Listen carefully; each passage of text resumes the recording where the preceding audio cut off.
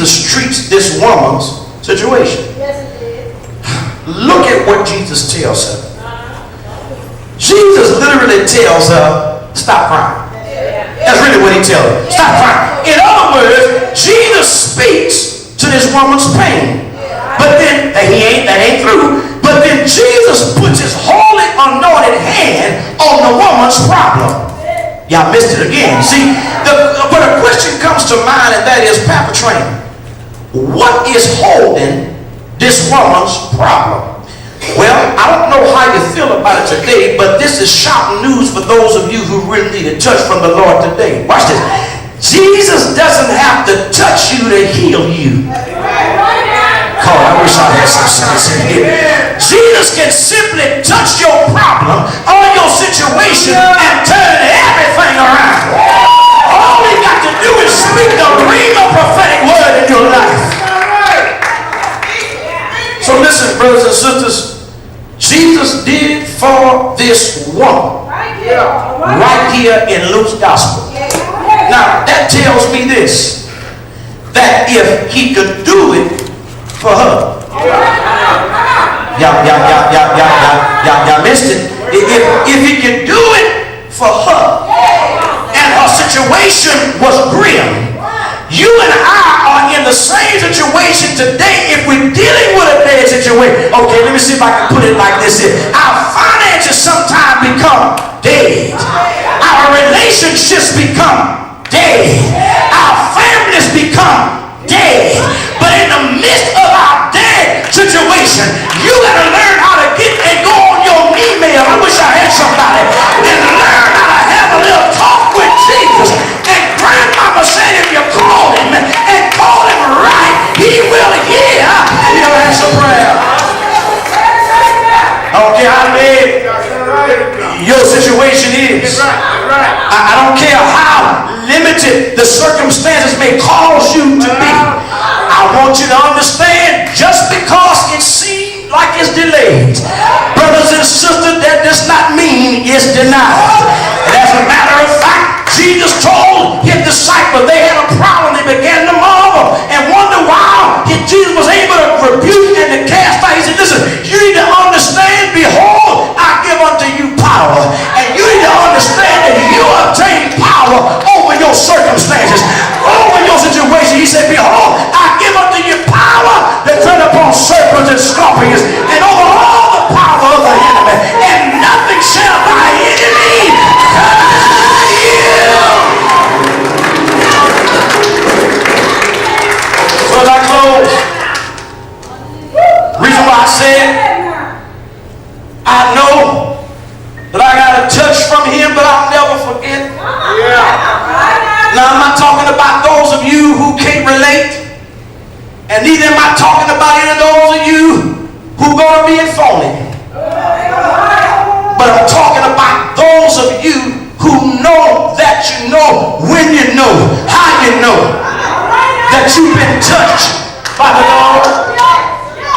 Maybe your situation could have been somewhere late in the midnight hour, and you wasn't sure how you were going to make through, but some way, somehow, God stepped in your situation. I know, that things may have seemed to become grim, but he says, behold, I stand at the door and knock, and if you would open up, and I'll come in and sup with you.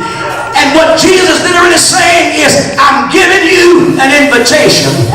He said, because if any man would come after me, let him first deny himself, take up his cross, and then follow me. I don't know about you today, but I'm so glad because one Friday evening, David was on his way to hell with no God on his side. But I thank God for mama and grandmama for keeping me in prayer, because when folk gave up on me, God never gave up on me. Have I got a witness here? And somebody in this house besides me can say that we've been made endure for a night. But thanks be to God,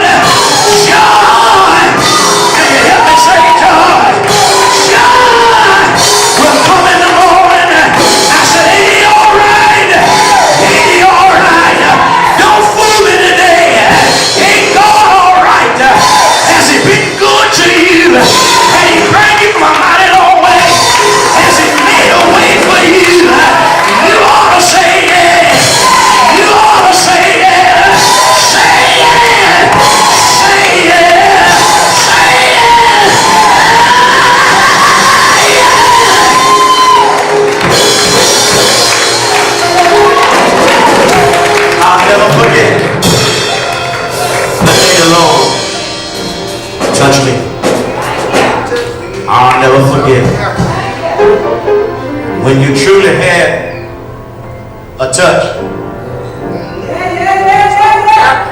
from the Lord. Well,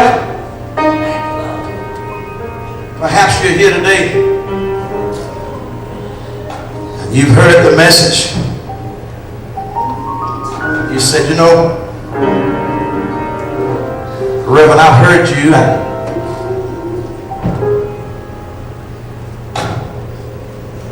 I want to feel that touch.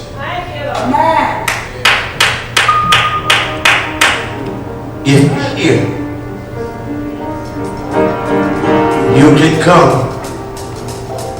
while the blood is yet running warm in your veins. Now listen, don't worry about who ain't here. Thank God you here. And by you being here, he's saying that you're just in the right place to receive the touch from him. Listen, I don't care what you did on yesterday. Don't care what you did on last night. Jesus says it's available for you right now. Somebody said, oh, I've been touched by the hands of God.